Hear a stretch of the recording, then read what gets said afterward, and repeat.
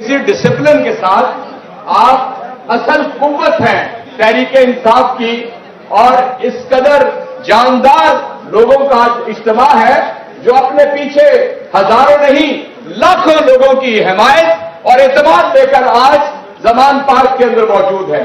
और जो हालात तहरीक इंसाफ के पेश नजर हैं, उसके अंदर कायदे और डिसिप्लिन की इस वक्त अज़हर जरूरत है। एक एक लम्हा कीमती है। हम आईन, जमहूरियत और इंतखाबात की तरफ बढ़ना चाहते हैं, और जनाब चेयरमैन के अलावा, तहरीक इंसाफ के अलावा सारी कुव्वतें उनको इंशाअल्लाह और अजीज आप लोगों के ताउन से शिकस्त फाश दी जाएगी। इससे पहले कि मैं माइक जनाब चेयरमैन को दूं, मैंने जो आयत आपके सामने तिलावत की है उसका मफहूम जरा समझ लें। मैं तर्जुमानी में मफहूम कह रहा हूं। ये सूरह अनकबूत की पहली आयत है, और सूरह अनकबूत की पहली आयत के अंदर अल्लाह ताला ये फरमाते हैं कि जो लोग कहते हैं कि हम ईमान लाए, क्या उनको आजमाया नहीं जाएगा? महज ये कहने के ऊपर उन्हें छोड़ दिया जाएगा कि हम ईमान लाए? अल्लाह फरमाते हैं कि हरगिज़ उन्हें नहीं छोड़ा जाएगा। उन्हें यह देखा जाएगा, उनके बारे में परखा जाएगा, उन्हें हक व इंसाफ की कसौटी के ऊपर परखा जाएगा कि कौन अपने दावा ईमान में सच्चे और कौन अपने दावा ईमान के अंदर झूठे। और इसके पस मंजर के अंदर एक हुजूर नबी करीम सल्लल्लाहु अलैहि वसल्लम दीवार के साथ टेक लगाकर बैठे हुए थे। हजरत खब्बाब बिन अरत रजी अल्लाह अन्हु आए और अल्लाह के बरगुज़ीदा हस्ती इमाम उल अंबिया से यह सवाल किया बराह रास्त कि क्या आप अल्लाह के नबी नहीं हैं कि आप इन कुफ्फार और मुशरिकों को अल्लाह से कहें इनको नेस्त व नाबूद कर दे, और आपका रब इस बात के ऊपर कादिर है। आपको मैं बताता हूं हुजूर नबी करीम सल्लल्लाहु अलैहि वसल्लम के क्या अल्फाज थे। आपने ये फरमाया कि जब तक तुम हक के रास्ते के ऊपर चलते हुए आजमाए नहीं जाओगे, जिस तरह के पहली उम्मतों को आजमाया गया, उनके जिस्म से गोश्त उनकी हड्डियों से नोच लिया गया, उन्हें आरों से चीर दिया गया, तब जाके ये मुमकिन हुआ कि सना से लेकर हजरमौत तक एक खातून जाएगी कमर उछालती हुई, सोना उछालती हुई, और उसे अपने रब के अलावा कोई खौफ नहीं होगा। जनाब चेयरमैन इमरान खान,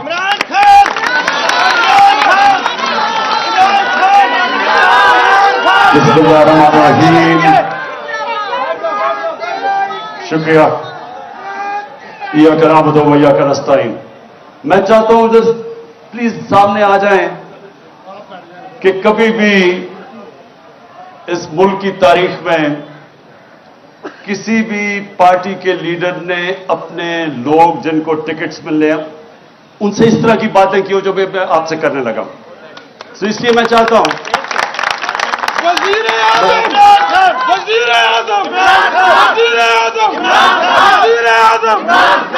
और इसलिए शुक्रिया। मेरा मकसद आज आपको बुलाना बड़ा खास मकसद है। जरा मेहरबानी करके तब खामोशी से सुनना आपने मेरी बात, खामोशी से, आराम से, तहम्मुल से, खामोशी से, क्योंकि हमारा मुल्क अपनी तारीख के उस मरहले पे खड़ा है कि ये दोनों तरफ जा सकता है। ये वो जो पाकिस्तान की ख्वाब है, जिसके लिए इतने लोगों ने कुर्बानियां दी, ये उस ख्वाब की तरफ भी जा सकता है और ये तबाही की तरफ भी जा सकता है। नमाज में हम ये कि अल्लाह से मांगते हैं कि अल्लाह उनके रास्ते पे लगा जिनको तूने नेमतें बख्शी, उनके लिए जो तबाही के रास्ते पे चले गए। हर वक्त इंसान को इन दो रास्तों के अंदर फैसला करना पड़ता है। नमाज ही आप इसलिए पढ़ते हैं, नहीं तो नमाज क्यों पढ़े? नमाज में तो अल्लाह से एक चीज मांगते हैं, बाकी तो उसका शुक्रिया अदा करते हैं, उसकी तारीफें करते हैं। मांगते तो आप वो रास्ता है जो इंसान की अजमत का रास्ता है, वो नहीं जो तबाही का रास्ता है। उससे बचाने के लिए आज हमारा मुल्क उधर खड़ा है। ये याद रखें कि आने वाली इस मुल्क की नस्लें, अगर आप इस जद्दोजहद में कामयाब हो गए तो वो आपको वो लोग समझेंगे कि जिन्होंने कायदे आजम का पाकिस्तान बनाया। और इसलिए आपकी ये जो वक्त है, इसकी अहमियत आपने अब पहचाननी है। मैंने इसलिए आपको आज यहां बुलाया कि अमूमन तो पार्टीज, हम सबके सामने क्या होता है, हमारी कोशिश होती है कि मैं इलेक्शन जीत जाऊं, उसके बाद इलेक्शन जीत के मैं अपना डिप्टी कमिश्नर, अपना थानेदार रखवा लूं, पटवारी। उसके बाद कोशिश होती है शायद वजीर बन जाऊं। वजीर बन के सोचता हूं मेरे लिए क्या बेहतरी है, मैं अपने आप को बेहतर कैसे कर सकता हूं, अपने हल्के का सोचूं, डेवलपमेंट फंड लगाऊं ताकि मैं अगला इलेक्शन जीत जाऊं। पाकिस्तान की तो यह सियासत रही है। मेरे 26 साल में मैं हमेशा देखता रहा कि हमारी क्यों नहीं लोगों को समझ आती कि हम क्यों पीछे रह गए, दुनिया आगे चली गई है। मैंने 26 साल में क्या देखा कि हिंदुस्तान हमारी आंखों के सामने आगे निकला। 80 की दहाई तक, अब मैं जब हिंदुस्तान मैच खेल के आता था पाकिस्तान, तो लगता था एक गरीब तरीन मुल्क से मैं अमीर मुल्क में आ गया हूं। 90 की दहाई में अपनी आंखों के सामने उनको आगे निकलते देखा। लेकिन जो सबसे तकलीफदेह चीज हमारे लिए होनी चाहिए कि बांग्लादेश, जब वो बांग्लादेश बना था, मुझे अभी भी याद है, कहते थे जी देखे शुक्र है अलहदा हुआ, हमारे ऊपर बोझ था। आज बांग्लादेश आगे निकल गया। और जिधर इन्होंने पहुंचा दिया पाकिस्तान, ये वक्त है आप सबके ऊपर अल्लाह ने बड़ी जिम्मेदारी लगाई कि इस वक्त पे अगर हम सही माने में जद्दोजहद कर गए तो ये हम अब मुल्क को निकाल देंगे। क्योंकि अल्लाह का सबसे बड़ा करम मुल्क पे हो गया है कि इन पाकिस्तानियों में शऊर पैदा हो गया है, जाग गई है कौम।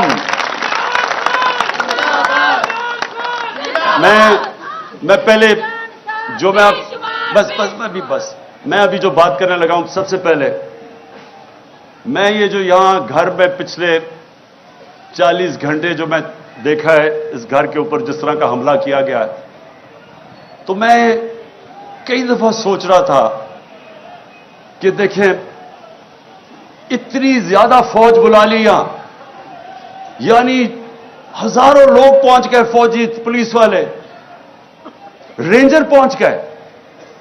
और ये मेरे घर पे ऐसा हमला हुआ कि मैं समझा मैं कोई दुनिया का सबसे बड़ा दहशतगर्द बैठा हुआ हूं।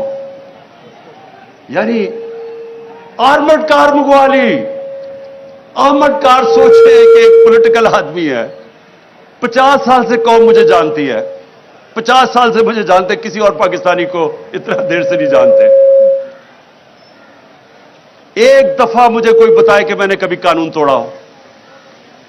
इस मुल्क में अवाम उस आदमी को सबसे ज्यादा पाकिस्तान की तारीख में पैसा देती है, चंदा देती है, मुझे देती है।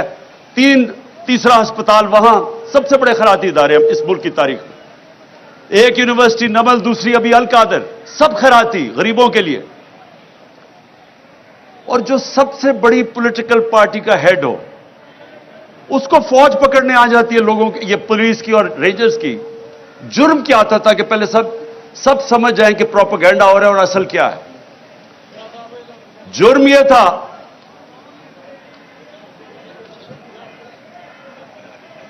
कि 18 तारीख तक मेरी बेल थी,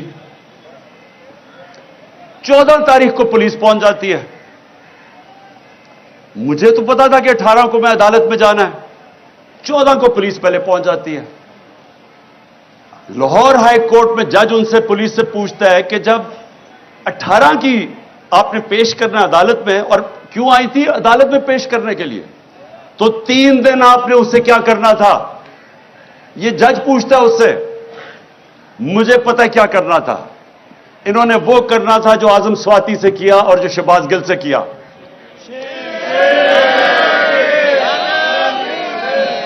और जो बदतरीन इस मुल्क की तारीख का, जो मेरी जिंदगी में मैंने ऐसा वाकया नहीं देखा, जो इन्होंने उस दरवेश, उस मलंग जिल्ले शाह से जो इन्होंने किया। यानी मैं तो सोचता हूं इन लोगों को खौफ खुदा नहीं है कि एक ऐसा आदमी जो जिसने कभी जिंदगी में स्वाय प्यार के उसकी जिंदगी में था ही कुछ नहीं, उसके ऊपर जो तशद्दुद किया गया। सिर्फ आप पोस्टमार्टम रिपोर्ट देख लें उसकी कि उस आदमी से, उस बेचारे दरवेश से इन्होंने किया क्या। बस बस बस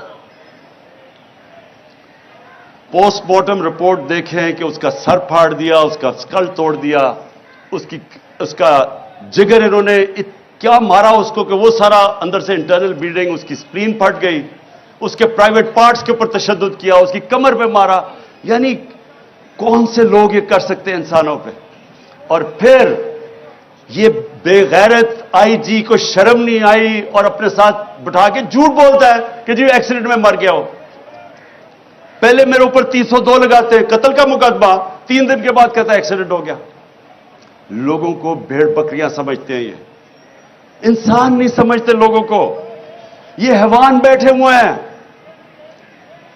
ये वो लोग हैं ना इनमें इंसानियत है, ना ईमानदारी है, ना काबिलियत है, और डरे हुए हैं एक चीज से कि कहीं इलेक्शंस ना हो जाए, कहीं इमरान खान इक़्तिदार में ना आ जाए। बस उसकी वजह से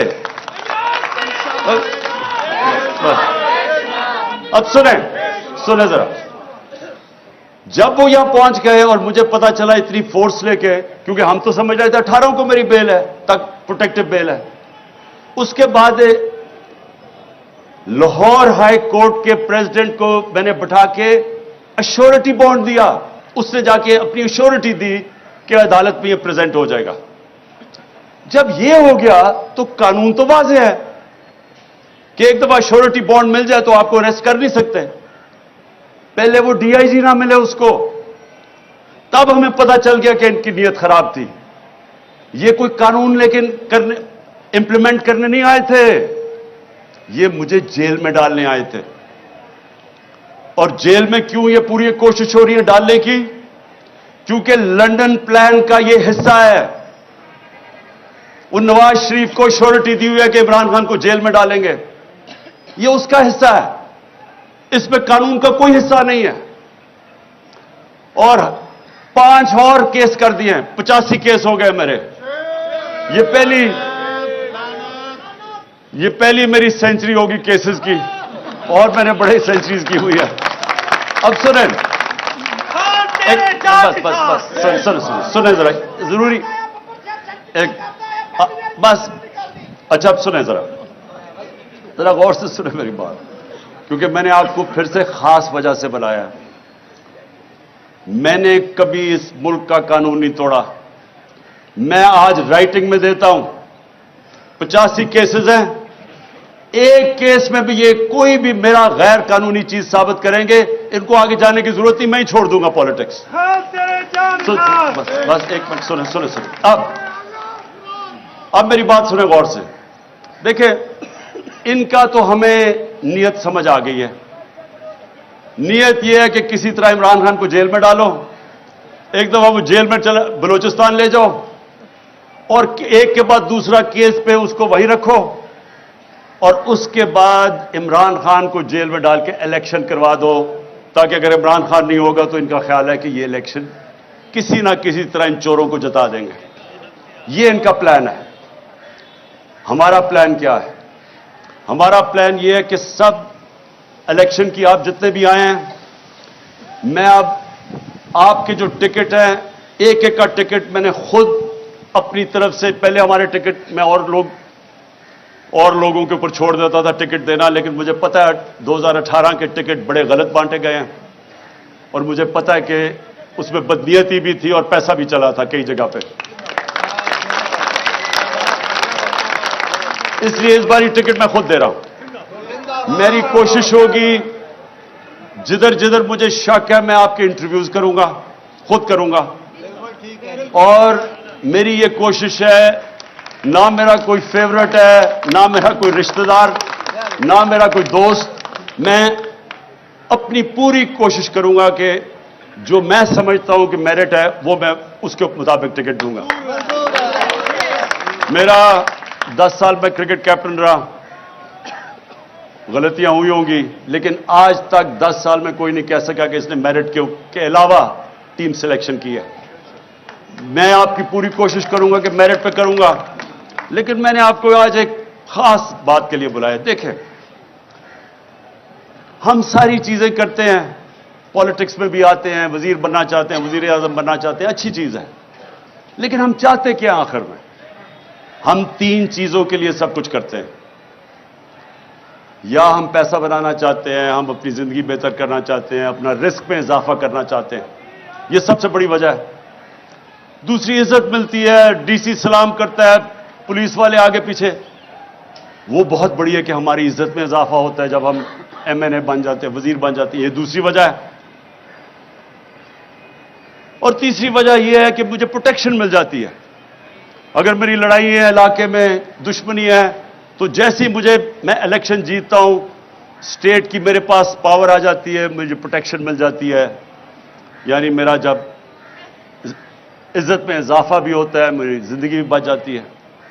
یہ اصل میں یہ 3 چیزیں ہوتی ہیں جس کے لیے انسان اپنی بزنس میں بھی اوپر جاتا ہے، پالیٹکس میں، زندگی میں محنت کرتا ہے۔ دیکھیں، میں اب اپنی زندگی سے آپ کو بتانا چاہتا ہوں۔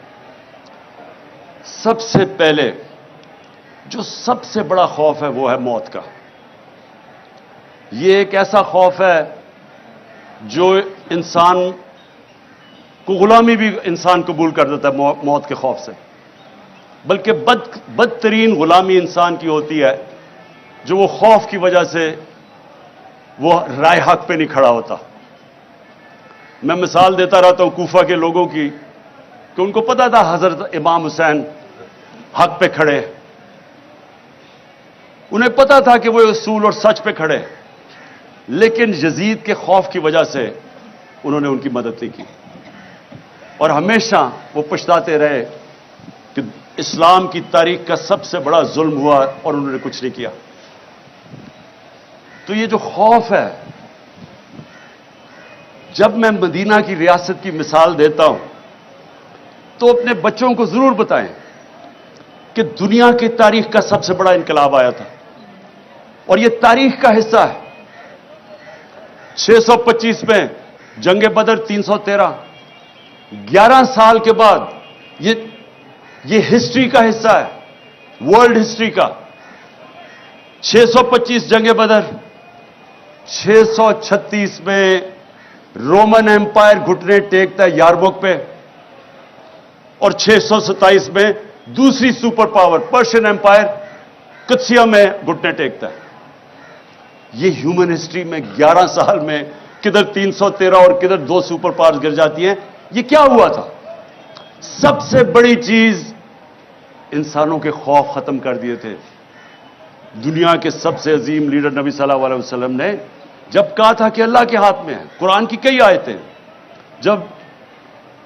جب امت گھبرائی ہوئی تھی جنگ خندق پہ، بہت بڑی فورس آ گئی ان کے خلاف، کنفیڈریشن تھی، تو قرآن کی آیت آئی کہ کتنا ان کے اوپر پریشر تھا کہ اب کیسے ہم بچیں گے۔ ادھر آیت آئی کہ کیا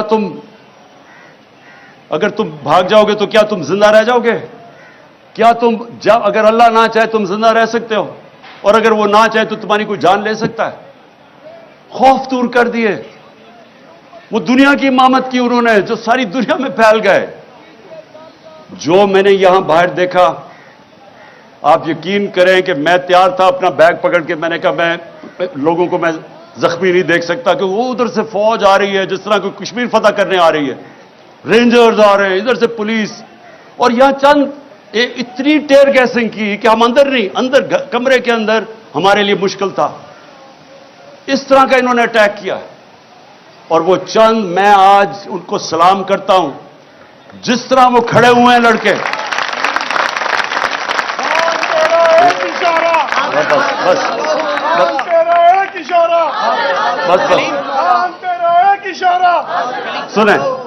سنیں، وہ کیوں وہ کھڑے ہوئے؟ मैं जब यहां से तैयार था, मैंने कहा मैं अब जाता हूं, पुलिस को पकड़ाता हूं। वो सारे ने दीवार बन के खड़े हो गए कि नहीं आपने नहीं जाना, ये आपको तशद्दुद करेंगे, मार देंगे, जहर दे देंगे जेल में। वो खड़े हो गए सारे, और जो वो लड़े हैं, मैं आपको बताऊं, इतनी पुलिस बंदूकें चला रहे हैं। वो बेचारी समाबिया, वो देख रहे हैं औरत आ रही है, निशाना लेके उसके ऊपर वो कारतूस चलाता है। यानी ये किधर होता है ऐसे? वो कौन से हम जुल्म कर रहे थे, क्या कर रहे थे? पॉलिटिकल लोग हैं, पाकिस्तानी हैं। आप देखिए, या तो वो लग रहा था फलस्तीनी है और या लग रहा था मकबूजा कश्मीर है। यानी किस तरह के, जब मैं कह दिया कि मैं अदालत में जा रहा हूं, मैं किस लिए आ रहे थे कि 18 में अदालत में जाना, मैंने कहा कि मैं जाने के लिए तैयार हूं, श्योरिटी बॉन्ड था, उसके बावजूद इन बदनीयत थे, जेल में ले जाना चाहते थे, इन्होंने अदालत में पेश नहीं करना था। इनका प्लान, वो लंदन प्लान ये है कि इमरान खान को, वो जो भगौड़ा बैठा हुआ है, उतना डरा हुआ है कि पहले इमरान खान को जेल में डालो फिर मैं आऊंगा।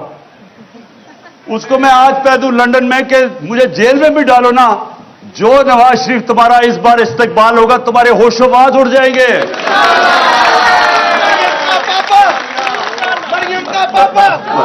अच्छा, अब जो वो नौजवानों ने जेल में नहीं डालना, उनका प्लान था रस्ते से हटाना। जी, तो जो वो नौजवानों ने जिस तरह खड़े हुए, और मैं कोई सोया नहीं, सुबह के 12 बजे 1 बजे, ख्वातीन भी 12-1 बजे तक सारी रात जागे रहे। थोड़े से लोग थे कई दफा, क्योंकि उन्हें इतनी टेर कैसे कि लोग बेचारे बर्दाश्त नहीं कर सकते थे।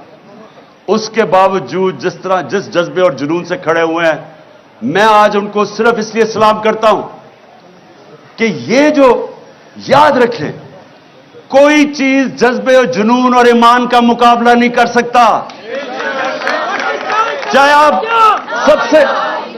सबसे 5000 पुलिस जमा करके ले आए और रेंजर्स कर लें, और रेंजर्स, यानी रेंजर्स का क्या काम है कि पॉलिटिकल लोगों के ऊपर वो पहुंच जाए, वो हमें इस तरह करे जिस तरह कि हम कोई दुश्मन है। ये कौम अपनी फौज से क्यों प्यार करती थी? इसलिए करती है कि वो समझते हैं कि ये हमें दफा करेंगे। तो क्या हम कोई दुश्मन है मुल्क के? ये जो चोर ऊपर बैठा दिए हैं, जिनके अरबों डॉलर बाहर पड़े हुए हैं, चोरी करके पैसा बाहर, इनकी ईदें बाहर, इनके इलाज बाहर, इनकी शॉपिंग बाहर, इनके टब्बर सारा बाहर, उनके लिए खड़े होकर और हमारे जैसे लोगों के ऊपर इस तरह का बर्ताव करते हैं। ये तो अपने मुल्क में नफरतें फैला रहे हैं, अपनी सबसे बड़ी पार्टी को अपने इदारे के खिलाफ खड़ा कर रहे हैं।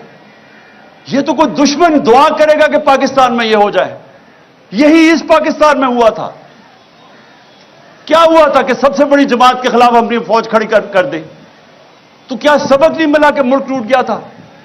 और अगर आज सबसे बड़ी पार्टी, जो वाहिद फेडरल पार्टी रह गई है, एक फेडरल पार्टी है जो मुल्क को इकट्ठा रख सकती है, अगर पहले उसके लीडर को कत्ल करने की कोशिश की, उसके बाद ये ड्रामा हो रहा है सारे मुल्क के सामने कि जैसे हम कोई दहशतगर्द है, और ये ऊपर वाले चुन चुन के वो पुलिस वाले लेके आए हैं जो जुराइम पेशा है। इनके ऊपर हमने इलेक्शन कमीशन को कहा था कि 25 मई को इन्होंने हमारे ऊपर तशद्दुद किया, इनको ना लेके आए, उन्हीं को ला के ऊपर बैठा दिया। और फिर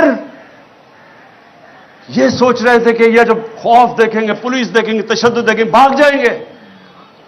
ये अब भागने वाली कौम नहीं रह गई। ये वो कौम है जिसमें शऊर आ गया है। ये वो कौम है जो पिछले 11 महीने में मैंने अपनी जिंदगी में नहीं सोचा था कि एक दिन मेरी कौम भी इस तरह जाग जाएगी। जागी हुई कौम है। और बस और जो सबसे बड़ी मुझे खुशी है कि ला इलाहा इल्लल्लाह का अंदर दिलों में जा रहा है। इसका मतलब आजाद कर रहे इंसानों को। ये मेरी आज बात सुन ले, अगर ला इलाहा इल्लल्लाह आपको आजाद नहीं करता, इसका मतलब अभी आपके दिल में नहीं गई, जुबान पर ही रह गई है।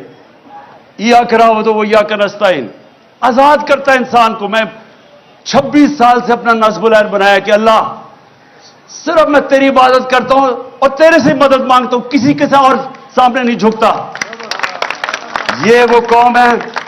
मैं आपको बताऊं कि गवर्नमेंट आती जाती है, इलेक्शन जीते हार होती है, लेकिन जब अवाम एक कौम बन जाती है उसको कोई शिकस्त नहीं दे सकता।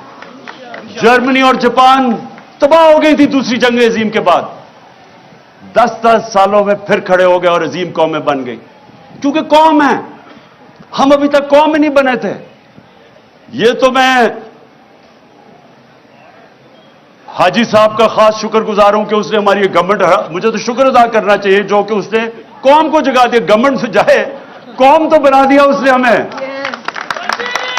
इसलिए सुने, सबसे पहले मौत का खौफ, फिर इज्जत, फिर इज्जत। अब ये सुने, मैं जब से पॉलिटिक्स में हूं 26 साल, जितनी मेरी किरदार कुशी की गई है इस मुल्क में, मैं गारंटी करता हूं कि कभी किसी की नहीं की गई।